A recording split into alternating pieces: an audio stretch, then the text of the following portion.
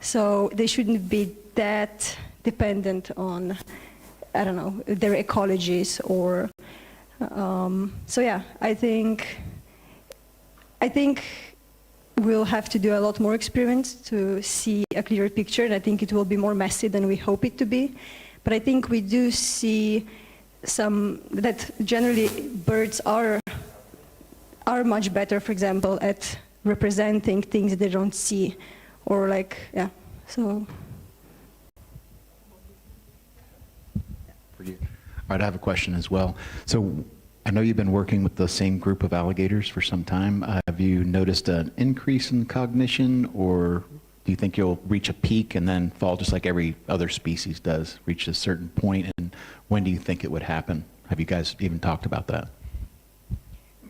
So do you think that, you're asking this because you think that they learn so much by our training them that they're getting better and better in tasks, or? Not so much, but your cognition and learning, you know, as you get a point, like in humans, like when you hit about 18 or 19, you peak with cognition, but I was wondering if that you'll see the same things with... More like in the ontogenetic sense. I mean, I guess our alligators are teenagers, I think, but so they, I guess, are still growing, but I think their brains are not. And actually, we don't have much data on neural numbers in, like, through the ontogeny, but we have collected some, brains for some babies that had to be put down. And it turns out that they seem to have the same exact number of neurons as the adults. So, yeah.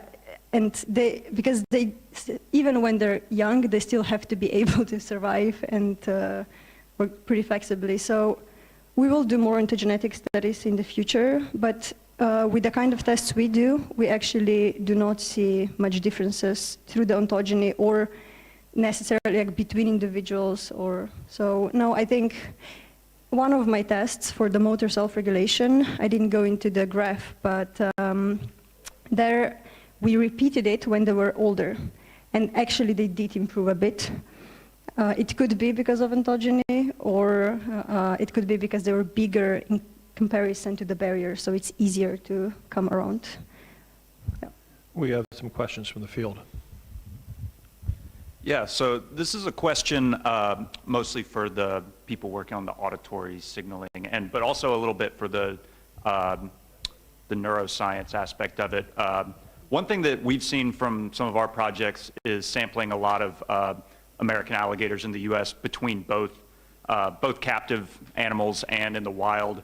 And there's something that we've noticed is that the skull morphology can be different between animals raised in captivity and those in the wild. We call it captive gator syndrome. I don't know if this happens in other croc species at all, or whether it's nutritional or behavioral. Maybe they're bumping their snout, and I don't know if the morphological changes are limited to the snout or the skull as a whole, but I guess it was interesting hearing what you were saying, Dr. Carr, about how they have some specialized internal structures in their skull for maybe the way that they hear and utilize this. But I was wondering if, has there been any comparison between the auditory signaling of captive versus wild animals? And I would imagine potentially if there's really extensive like skull morphology even for things like their neurological function.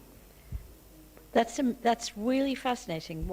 One, I had no idea that there was a difference in skull morphology between captive and wild gators. That's tremendously interesting, and I'm going to send you Larry Whitmer's contact information. He's at the University of Ohio in Athens, and he has a freezer full of carcasses of various kinds to focus on exactly the skull morphology, because he looks at skulls in living animals to try and improve his understanding of the fossil record.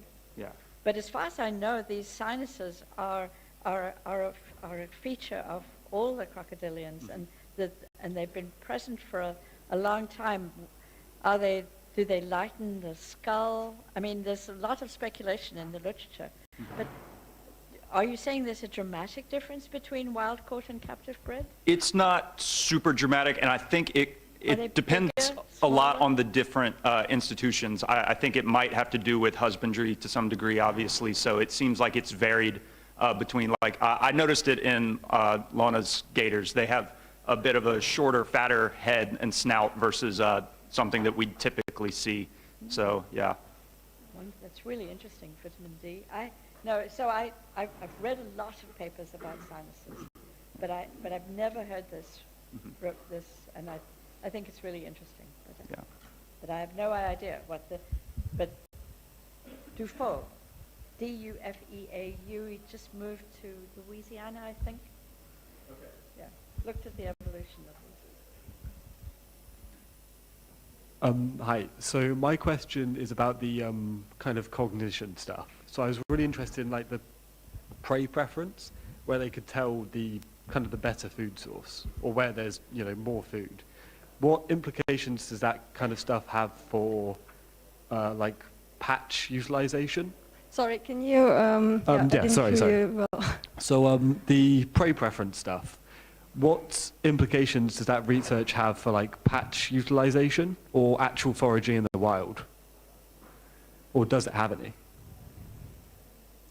Can you elaborate what are you thinking about? So if they're able to tell the difference between kind of prey they want or more desirable prey or easier prey, how does that affect, or could it affect, how they move or choose between different areas and different prey types in the wild? No? No? I mean, yeah, for me, it doesn't surprise me that alligators, of course, can choose the prey they prefer. I mean, it is, yeah, the adaptive way to be. And I don't know if I have a more precise. Of course. But if you have any thoughts on it. No, I was just curious. Thank you. Okay. I have a question for you. Did you, maybe you did not try it, but do you think that as crocodiles, most of the time they hunt when they are in water, this could change or improve their ability to solve problems? Because here they have two problems. They have to move, and it's not very comfortable for them, and they don't get their food like this. And did you try some cognitive test with crocodiles in water, or with your alligators in water? Yeah, we really want to do that. So now we are building separation compartments in the other, like the enclosure, so that we can do tests in the water, because it would be really interesting to see. Obviously, it will affect some results depending on the task. Yeah, we shall see. Maybe in a few years, in the next CSG, I think, we might learn something about it. Hi. Yashendra here, back here. Thank you for the wonderful talks. I have a question for Lona and Dr. Mathwan. Could you comment on your insights on individuality in crocodiles based on your research? And also with the vocalizations, did you see any difference in terms of which individual is creating the vocalization and then the responses to that? I was just curious about that. Thank you. Oh wait, I passed it in the wrong direction, sorry. Okay. Yeah, so to me it's always interesting when people ask, do alligators have personalities? And my response is always, every animal has a personality. Yeah, you even see it to the invertebrate level. But yeah, we see obviously huge differences. It affects how we work with them, because they can have different strategies of how they solve things. So this is how results sometimes get affected, but and it affects how well they, if they want to participate or not. But the actual results of the things we test are not that different. For example, every alligator, no matter their personality, is as bad at inhibiting the response to hit the barrier, and the differences between them are smaller than differences between species generally. So yeah, it depends on the task. But yeah, with some tasks you see, for example, in one, I didn't show this experiment here, but we had one continuous barrier where we show the food and then we hide it. And the alligator can reach the food from either side, but obviously the shorter side should be what they go for, especially since for them it's hard to walk. But alligators struggle with that. And all of our alligators hesitated like crazy. And that's the least adaptive way to do because they walk much further at the end, except for one alligator who realized that it doesn't matter and always picked the right side. So then she was obviously the worst performing alligator, but this was, yeah, the more pragmatic way, and it fits her personality. She's a go-getter, she does not hesitate, and she's the dominant female in our group. So there are individual differences. And yeah, I think I'm very interested in that, and I don't know, when I present data, I like to present each individual's graph often, because when you put it together, you lose information. You just get averages, which don't mean that much sometimes. Yeah, we have the same observation when we are doing the go-no-go experiment, the training experiments. Usually we train between, I would say, 6 to 12 animals, and there is huge differences in their ability to be trained. Some of them we just have to abandon. And yeah, so you have huge difference between individuals, but I'm sure you have also this kind of experience in the field.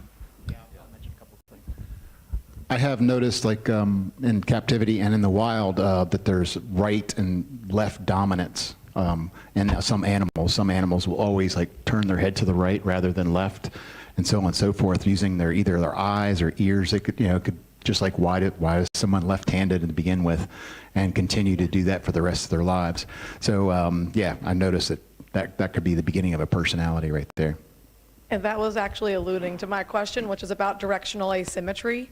And if you guys take that into consideration, that the potential at an individual or a population level, there might be a propensity to go right or left based on directional asymmetry and brain function.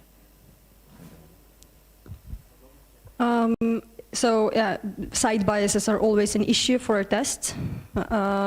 So some alligators are sometimes more prone to do that, but just because they fail the test, if they have a side bias, they generally learn to not have it.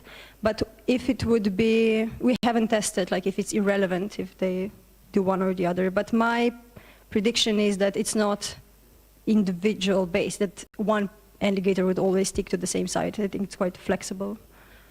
Yeah. Okay, yeah, so just also wanted to find out, quite funny, but to ask, do you also think that with time, trust can come in where the same trust influences the thinking of the animals? Because what I experience in some places where humans try to kind of have some communication with the animals, some start by giving meat, like the bait you were using, the mice. They come and pick it, but with time you go with that bait, they still come to you the same way they appeared the first time when you were giving the bait. And at that point, it's still the same crocodile that has come out, but this time around no meat, but the same crocodile comes the same way towards the human being. Just curious whether it's something that you've looked at and if it has to do with trust. Then in a different scenario, you have people that just sing. They don't give anything to the animal. They just sing by the riverside, and then the animals come still to the human being as close as where you are standing, and then it goes back into the water. So just wanted to know, because in one of your presentations, it was all about the bait that brings them, and you try to study how they move towards the bait. But with time, what happens even if you don't have bait? Is there any issue of trust in there? Thank you, Noah. All right, so on the trust issue, they will begin to trust you if you have like these primary rewards. And I think what crocs have that I see happen very quickly, they start anticipating your next moves. They're always, like sometimes they're a step ahead of you if you don't pay attention. And that's where video comes into play. You can watch these small behaviors. And the reinforcement that you're talking about, the trust or whatever, giving a piece of meat, if you give them a piece of meat for coming and stopping, and you accidentally give them that piece of meat, when they just do a small move, then you're reinforcing the movement, not the stopping behavior. But in your head, you're thinking it's stopping because that's what you're used to. And then with the trust issues, you build that trust up. And, you know, we've worked with crocodilians and collecting eggs from their nests, allowing them to be there as well, not trying to get them away, but say, hey, participate with us. And in several species where they let you go in there and there's no, you know, they're not coming after you, but they have some sort of trust. And usually there was no food involved with that built-in trust. And doing it several years in a row, it never had any problems after that. So I don't know how long the trust could last without giving them some sort of primary reward. But if you keep continuing to say, oh, you know, you build the communication and the trust, that some of your words, like saying good boy or good girl, is a reinforcement. It's not a primary reinforcement, but it's a secondary. So they may be fine with these secondary reinforcements indefinitely until they get, you know, very hungry, or they haven't eaten in a long time or something, and they may, hey, let me go a little bit further and check this out, and that's where the trust kind of goes away.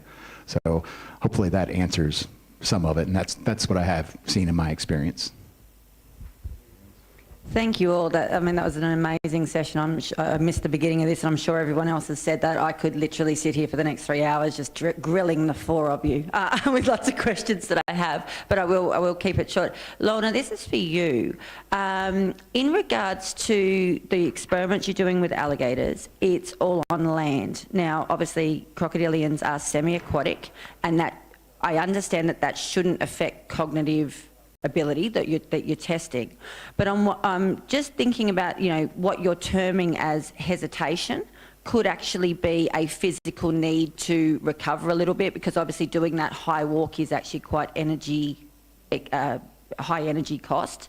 And whether the results would differ somewhat if it was done in the water rather than on land. Yeah, but now you're referring to them stopping, right? Because this, correct. Yes. For that, of course, we cannot know. The graph I showed didn't really include the stops. I was more interested in hesitation. So then I think testing on land is actually much better than doing it in water, just because alligators are amazing for this, because they're really deliberate in the way they move.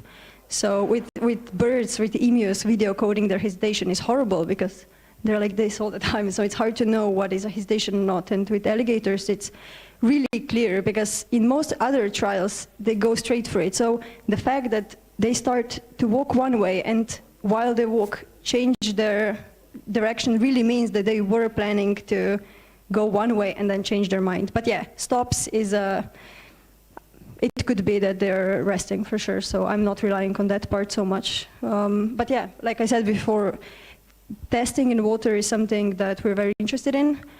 But I think some tests are just better suited for testing on land, some on water. I don't think it really will affect the results so much. Yeah, depends on the test. And to add something to that, Sally, I've done training on land and water, like similar behaviors, whether coming to you or going away or holding or desensitization. And I found that water, they tend to learn the behaviors much faster. It's just, yeah, especially with the sensitization.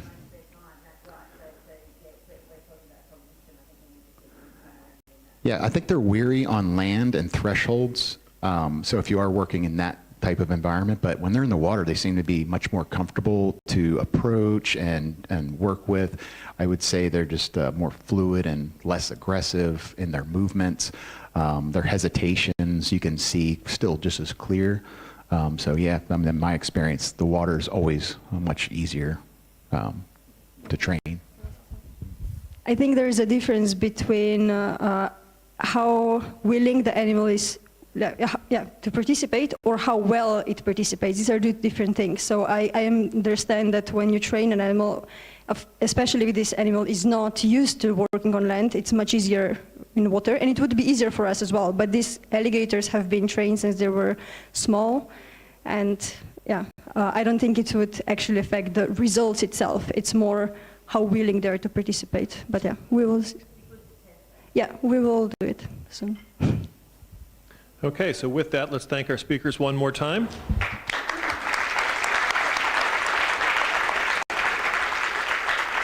All right, and we will transfer over to the next session. Thanks, Brandon. So welcome to the Phylogenetics, Systematics and Evolution. I'm filling in for Kent Fleet today because he can't be with us. Although Sally did highlight last night that I may look like him, just a browner version. But that may have been the gin and tonic. Just a quick update, we haven't got talks 1 and 4 with us today either, so it could be a fairly quick session. Carlitos has kindly offered to do the timekeeping, so speakers look for Carlitos for your cues. And can I invite up Ana Clara Anes to look for deep time conservation actions, fossil-informed insights into extinction risks in crocodilians.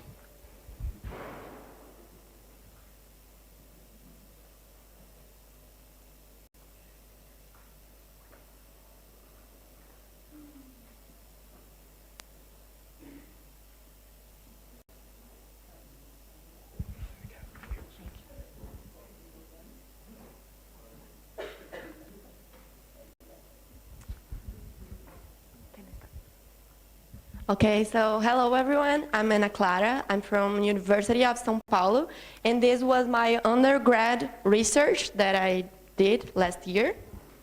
And it's from deep time to conservation action, fossil-informed insights into extinction risk in crocodilia. So, crocodile is a relatively small group today with around 26 living species, but it has a much richer evolutionary history, as we can see here. And over time, this group experienced substantial diversity loss, which makes particularly interesting system for studying extinction dynamics. And in addition, crocodilians form a well-defined clade with well-known anatomy, ecology, and physiological limits. And they also have an exceptional fossil record. And this combination makes them especially suitable for conservation paleobiology, allowing us to directly compare past and present patterns. However, current conservation frameworks are largely based on present-day data. Okay. Can someone? Okay. So, while essential, they rarely incorporate long-term extinction dynamics or evolutionary patterns, which creates a gap in our ability to fully understand extinction risk. And conservation paleobiology integrates fossil and extinct data to understand biodiversity across deep time. And this long-term perspective is important because the fossil record capture ecological and evolutionary process that go far beyond we can observe today. And to address this, we ask two main questions. First, are extinction in Crocodile random or phylogenetic structure through time? And second, how has phylogenetic diversity changed across different continents over time?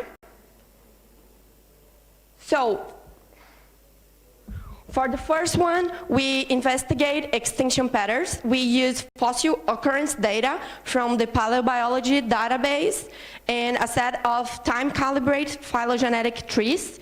We then apply the d-statistic method to test whether extinction were randomly or clustered across lineages.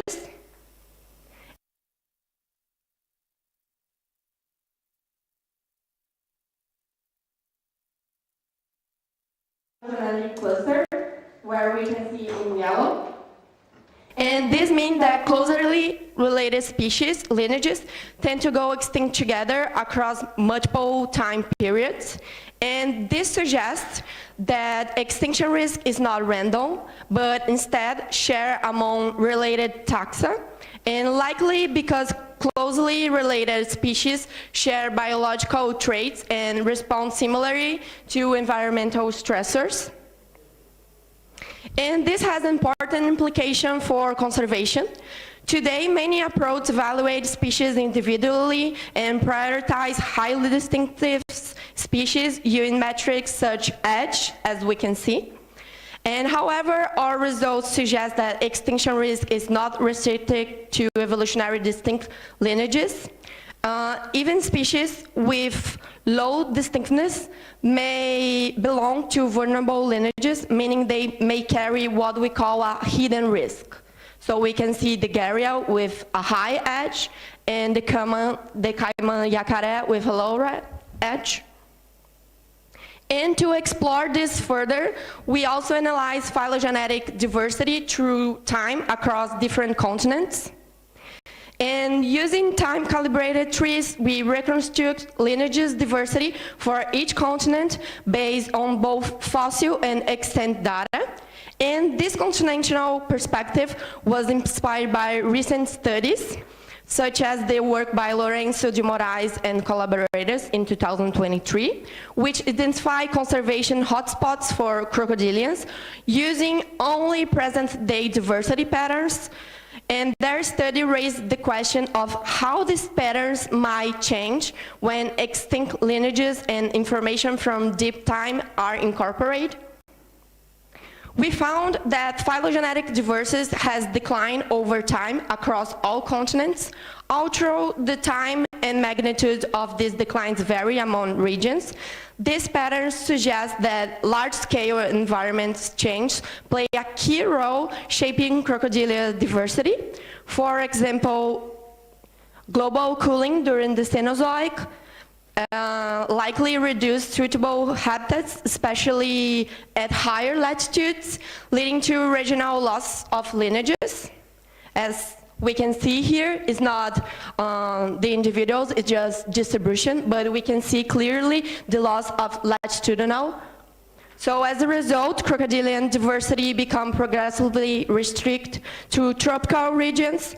Importantly, these losses do not represent only the disappearance of species, but the loss of entire evolutionary lineages.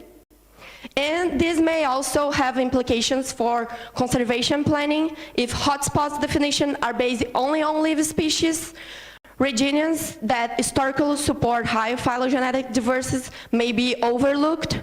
By incorporating fossil data, areas not currently recognized as hotspots might emerge as evolutionary important. As evolutionary important when viewed from a deep time perspective. And today the drivers are different, largely anthropogenic, but the consequence may be similar: habitat loss, climate change, and environmental stability may again reduce diversity and erode evolutionary history, potentially at a much faster rate. Rather than replacing existing conservation tools, integrating paleontological data allows us to improve extinction risk prediction, review hidden vulnerabilities, and support more proactive conservation strategies. So to conclude, extinction in crocodile is not random, it's phylogenetic structured across deep time, and phylogenetic diversity has been shaped by environmental change, leading to the loss of entire lineages across different regions. And together, these results show that extinction risk can be shared within lineages and may not always be evident at a species level, reinforcing the importance of incorporating evolutionary history into conservation plannings. Thank you so much for the CSG for having me here to support my comment and for my university. Thank you.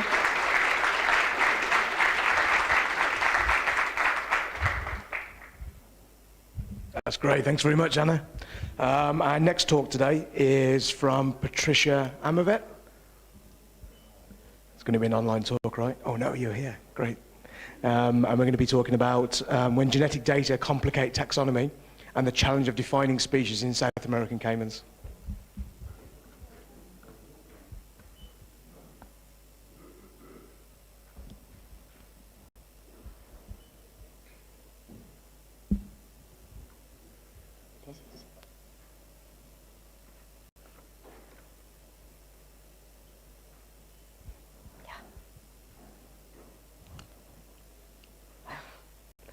Hello.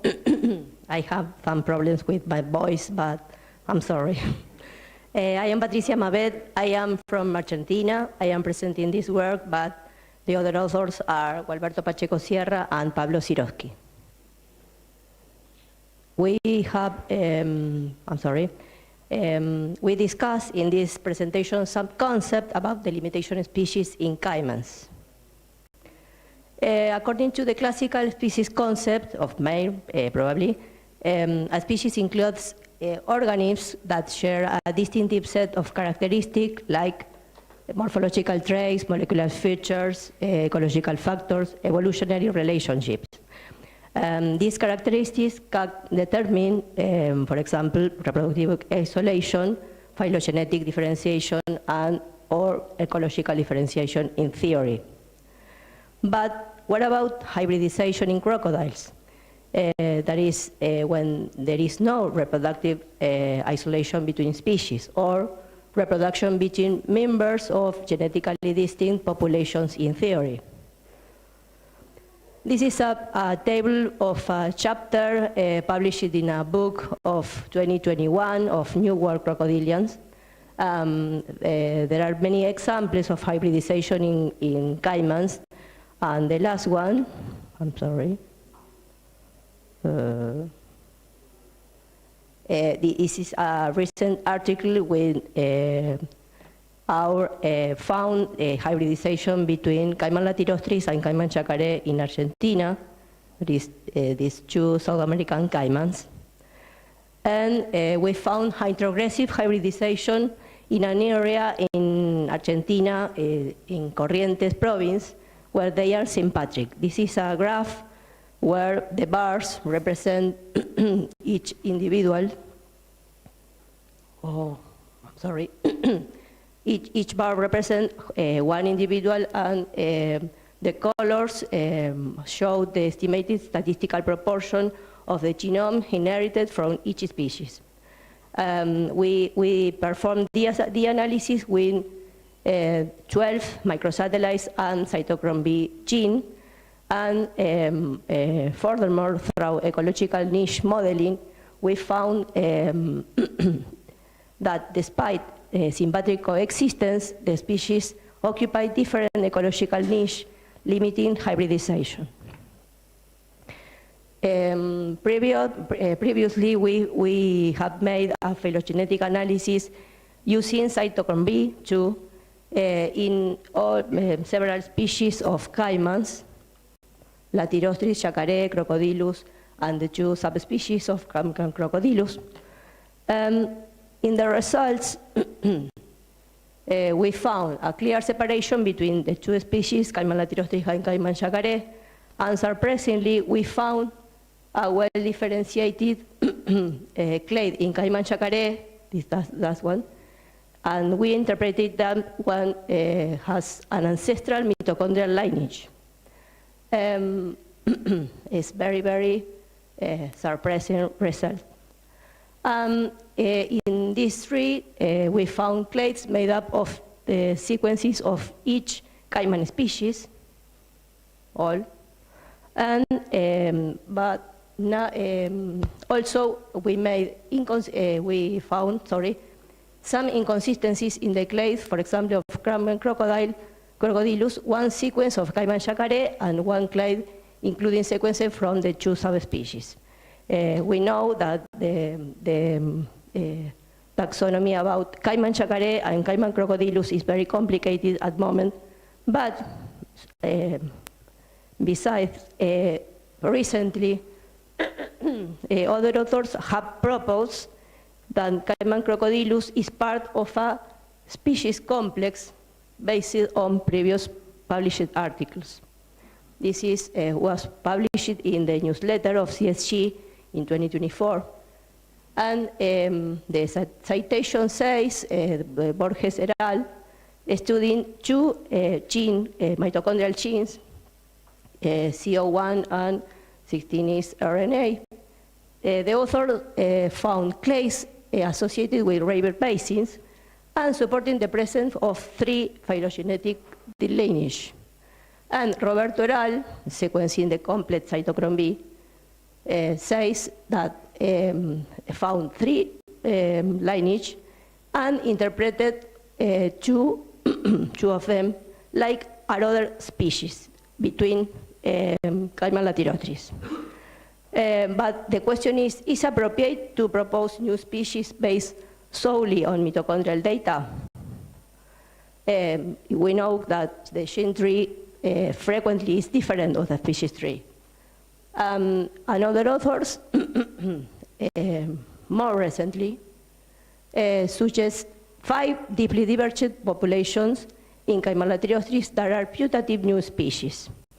The authors analyzed 3,000 SNPs, and in the background, we found, for example, Milian Garcia analyzed 70,000 SNPs, for example. And these ideas got questions. For example, are those many or few loci the analyzed at moment? Probably it should be related to the genome size. For example, 2.3 gigabases in Alligator mississippiensis. Or, another question, how many loci should be analyzed to perform robust analysis? Probably the greater that the number of loci studied, the more robust is the analysis. I'm sorry. The other question is how many differences must exist between 2 populations to classify them as distinct species? The background says, for example, in a range between 2.5 and 70.5%. And the last question, are mutation rates the same across the entire genome? We know no. Some areas of genome are more prone to change than others. For example, the mitochondrial DNA is higher than in the nuclear DNA due to the highly efficient repair mechanism. And reading the background in other crocodilian species, we are an example with our robust analysis when the authors use 2 different data sets, molecular genetic analysis and morphological analysis. The background recommended in the species delimitation methods use multiple criteria, for example, genetic, morphological, ecological, etc. But what do you do with hybrids? We, for example, in this paper, the authors exclude the hybrids in a zone because completes the analysis. But why ignore? They are part of the evolution of the species and should be probably be considered and studied. On the other hand, all crocodilian species could potentially hybridize if they are chromosomally compatible and share an habit. All species of crocodile have 42 chromosomes, and it is possible. A recent study, a recent study analyzed the genetic studies at crocodilian species, and the results is that Caimán species have been less studied at the genetic levels, and there are few studies on phylogenetic and hybrid detection, as well as analysis what multiple markers are, for example, RAD. In conclusions, we think that we need several things to reach, for example, a consensus on a species complex concept in crocodilians, considering the hybridization process, that this should be based on the most recent published taxonomic classification that Mendez et al. Of this year, to obtain robust and complex data, sampling in the entire distribution range, in phylogenetic studies of crocodilians, and work collaboratively to accelerate process, optimize resource and effort, and facilitate consensus. Thank you very much for your attention.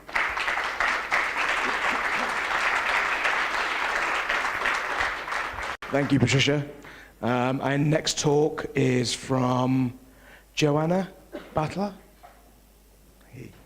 And we're going to be talking about a head shape variation in sympatric crocodile species of the Yucatan Peninsula, geometric morphometrics approach.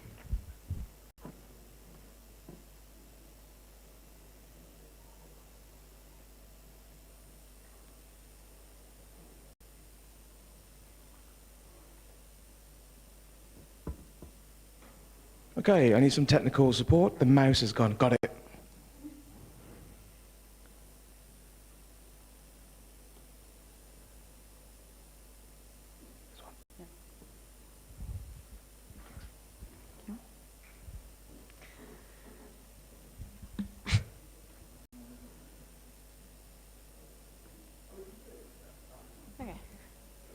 Hello everyone, my name is Joana Batalha and today I'll be presenting my work for my master thesis on head shape variation in sympatric crocodile species in the Yucatan Peninsula through the lens of geometric morphometrics approach.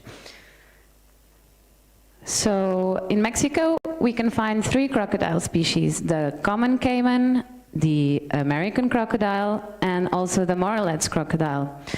Their region of habitat overlap between the American and the Moralettes crocodile is throughout the coast of Yucatan, as was previously mentioned in the other presentation. And this is a natural zone of contact and hybridization that has been happening for around 2 to 3 million years, according to genetic studies. In these areas, when we do field work, the most useful morphological characters to assess species are head shape and also subcaudal scalation. As we can see, for the American crocodile, they typically have a longer and slender snout, as opposed to the Moralettes crocodile, who has a shorter and wider snout. In terms of the subcaudal scalation, Acutus typically has symmetrical scales, while the Moralettes has irregularly shaped scales. So this, in this region of overlap, the hybrids that we can find present a mosaic of these morphological characters, which makes it very, very hard to distinguish without genetical studies, which are not always available. With this in mind, we tried to approach this issue through a geometric morphometric lens, and we collected samples from the Yumbalam protected area, more specifically in the Yalakin Canal system. There have been geometric morphometric studies used on crocodiles, but they are typically used with skulls and in very controlled environments with very specific photographic settings. And to the best of our knowledge, this